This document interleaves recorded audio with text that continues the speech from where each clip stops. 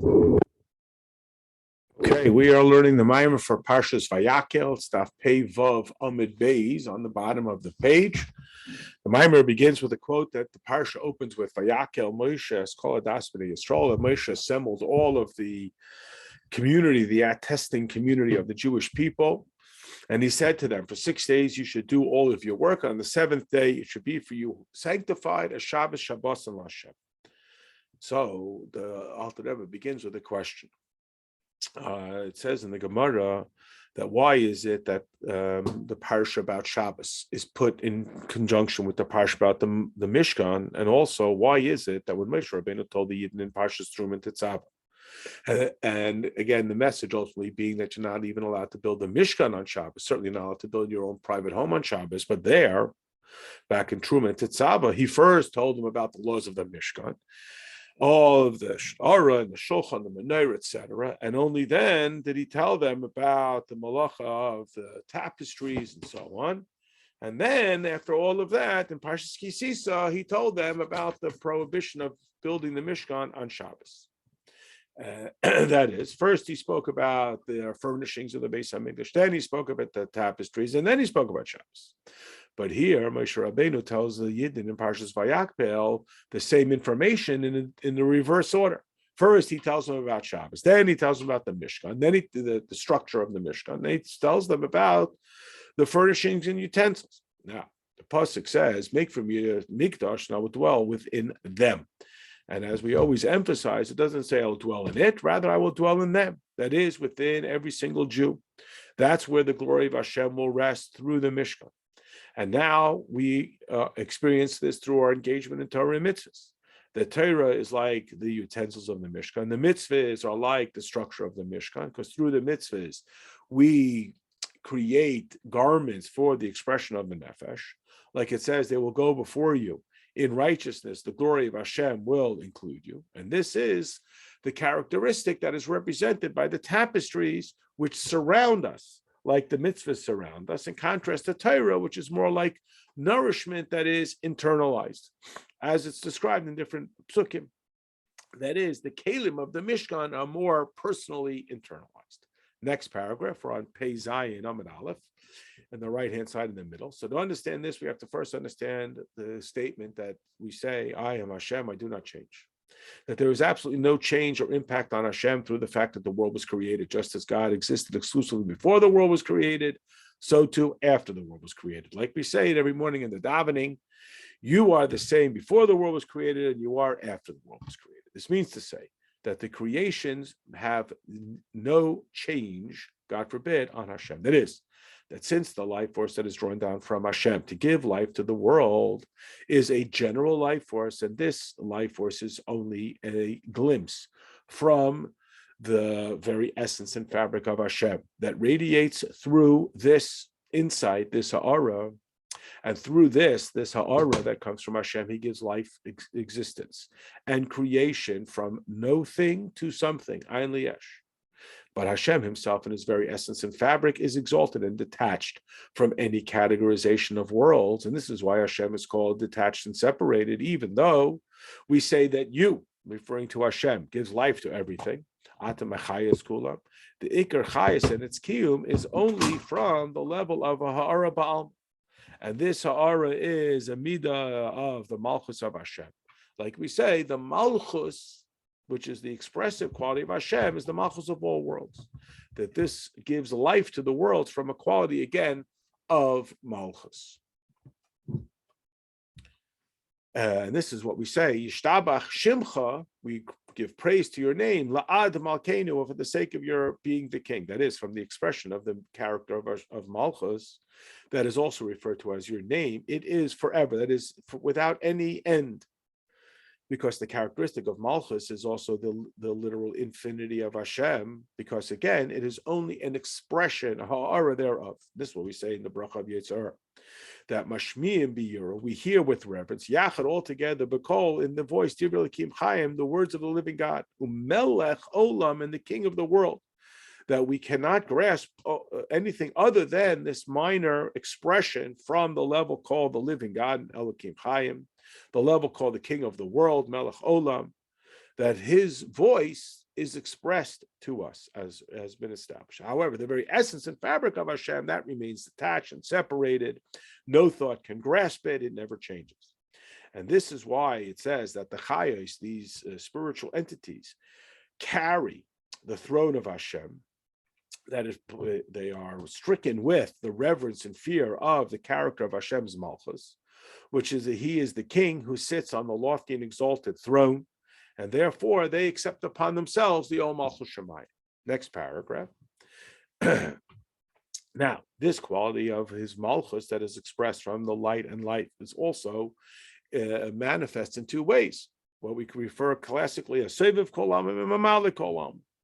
That is, that since this quality of malchus is also reflective of its infinite character and origin, the Ein Sof, and this is why we say that the Ein Sof is mentioned in the Sfardim, because the light is a form of expression that is drawn out from the essence in its being, as we know that the sun is called the Ma'or, the source of light, but the Or, the light, is only an expression from the source of light that radiates to us, not the actual sun, only the sunlight. Similarly, the infinite light of Hashem, the Or, Ein Sof, is comparable to the very essence and fabric, like the sunlight is an expression of the sun, but just as it is the sunlight and not the sun, so too, it is not the very essence and fabric of Hashem that is expressed upon us, because that can't be referred to as light, because light, it has the character of infinity of Ein Sof, but thus the worlds would not be able to tolerate it without being completely subsumed. And therefore, the light is primarily that which hovers around us.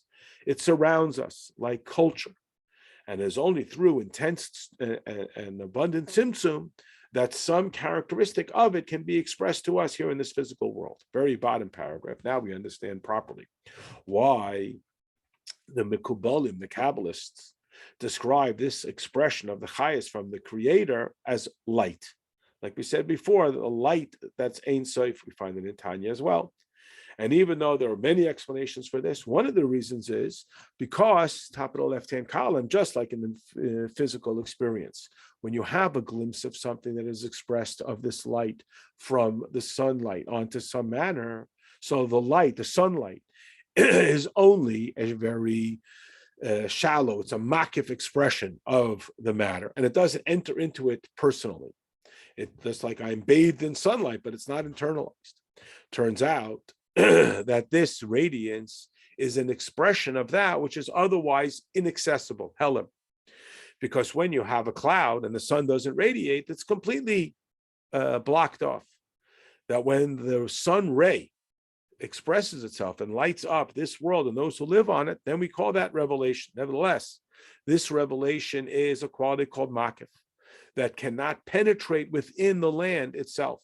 So too, the infinite light of Hashem, which is surrounding us, is an expression of Hashem to give life to the world.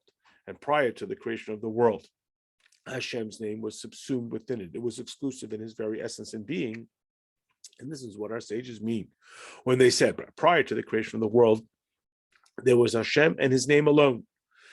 There was only his expression of self. And when Hashem created the world, that there should be a revelation of Seviv Kol Almin, but nevertheless, this revelation was only, again, in a shallow, mkiff manner.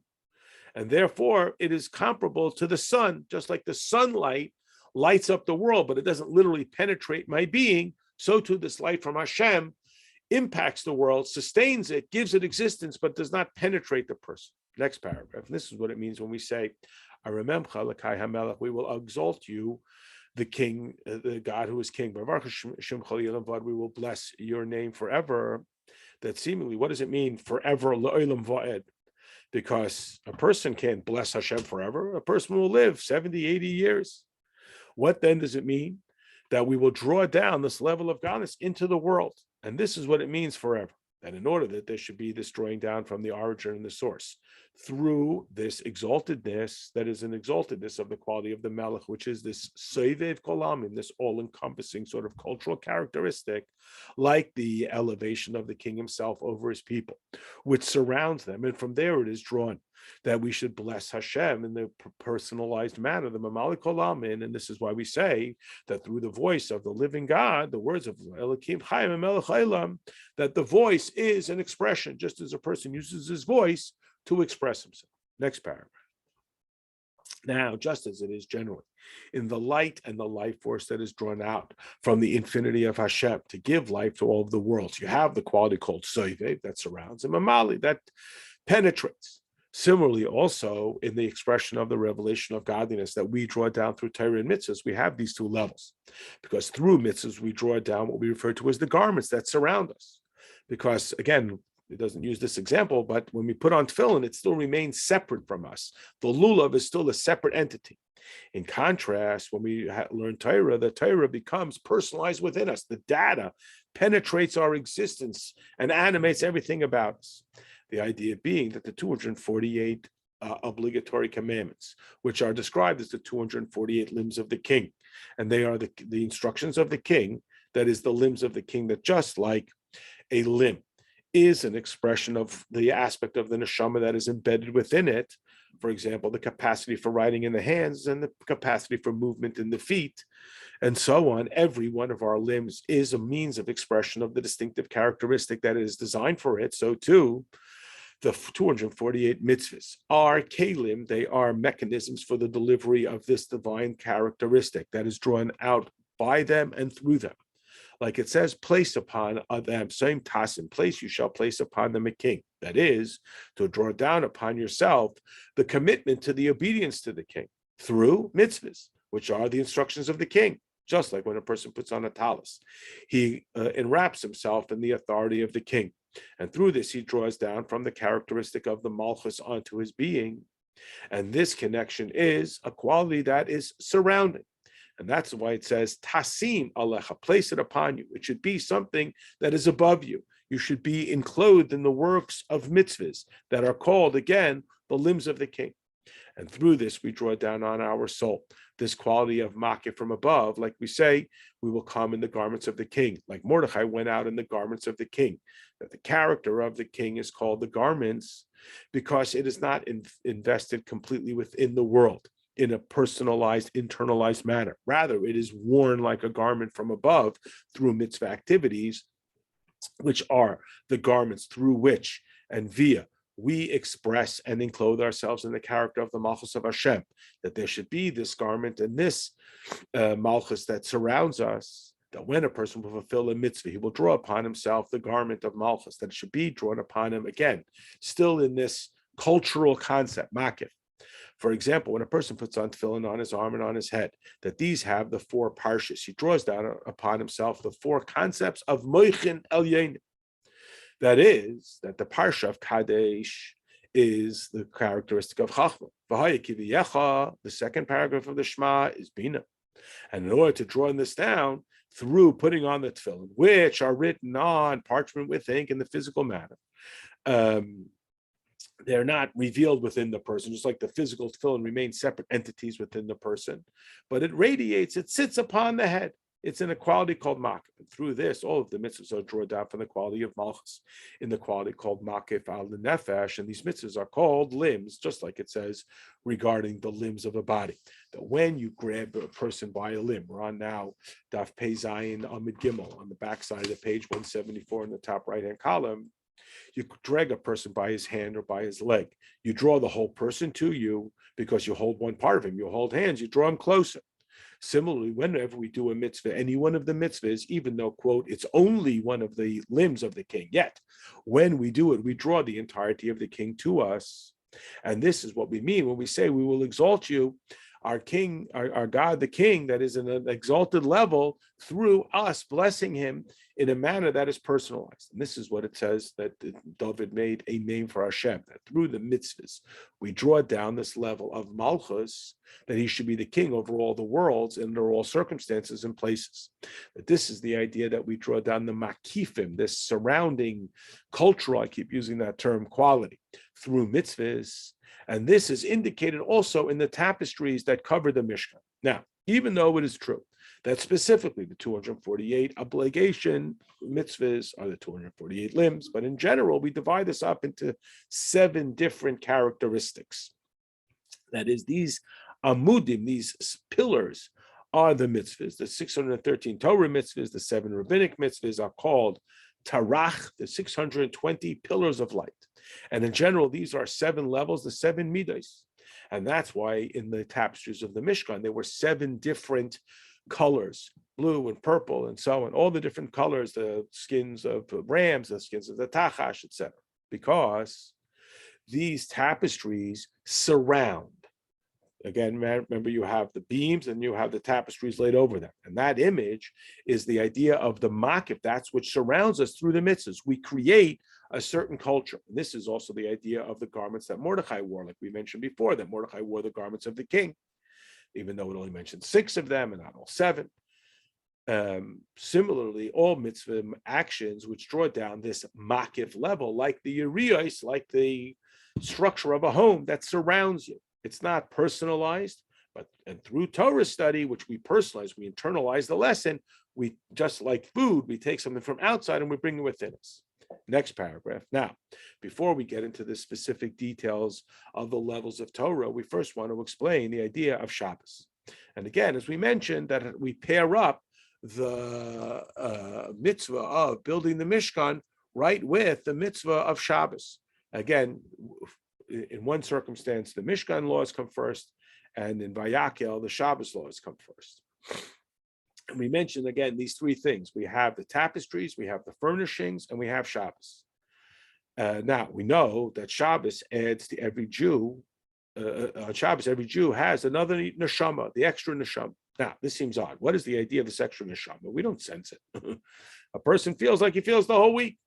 Maybe more tired. It doesn't say that. Now, the point being, it says in the first paragraph of the Shema Yisrael, Hashem Elokeinu Hashem Echad v'ahavta. That is, that the love of Hashem is drawn down from the contemplation that Hashem Echad, that is Shema, doesn't mean to hear it, just like you hear the wind rustling the leaves. It means, like we say in Yiddish, deheaded, it really penetrates your identity. And from that, you are motivated to love Hashem, like our sages say, that he is the king over the heavens and the earth and the 4 corners of the earth. That through this, we illustrate the ches and the dalet of echad. The aleph is 1, the ches is the 7 heavens and the earth, and the 4 corners of the earth is indicated by the dalet. And they're all alluded to, they're all subsumed within the aleph of Hashem. So too, up above, there is the 7 heavens and the earth. In the level as we describe them, that Hashem associates with L'cha Hashem Hagadula and so on, and all of them receive this life force from the quality of Shem Kavod Malchusai, like we had the Baruch Shem, and through this contemplation we come to love Hashem with all our heart. Like it says with the Shvatim to Yaakov, that we have nothing against any of you. That is, there's nothing in our heart that we hold out against you, because you're all rooted from Yaakov, who was from the highest level, to be unified. So too, there is nothing in our heart except for the one Hashem. Even though we are down here in this world, which is filled with all kinds of difficulties, nevertheless, through total surrender of our personal will, that we restrain the sitra achra, that we don't want anything other than Hashem exclusively, this creates the one heart for our Father in heaven. That is, one simple ratzain that is embedded within our heart, not to long for anything in the world other than Hashem himself. And therefore, there can only be in our heart room for one exclusively. Even though we are down here in this physical world, we become down here in this physical world just like it is above. That just like in Atzilus, it is the Rishus Hayachid, is the domain of the singular. And this is why the Jewish people are called one nation in the land, that we should reveal the oneness in the Gashmis. And this is what it means when we say you should love Hashem with all your heart. That is, with both your Yetzirah Tov and Yetzirah. That you should, go top of the left-hand column, transform your Ratzon of the Nefesh HaBahamis. That is called the Yetzirah. That it too should be exclusively for Hashem. And this Ratzon will result in a love that is born from this intellectual awareness. That is, through contemplating the infinity of Hashem, how no other matter has any stature before Hashem. This will evoke this total bittul, total surrender of any desire for anything else. And that's why the pasuk of V'ahavta is linked up with the pasuk of Hashem Elokeinu Hashem Echad, which precedes it, because through contemplating that, in fact, Hashem Elokeinu Hashem Echad, in all seven heavens and the earth and everywhere in the earth, this will lead us to have only love for Hashem. Next paragraph. Now, this is true throughout the 6 work days when it says that you should work. That is, our job is to make this world through our effort, that we should draw out this love.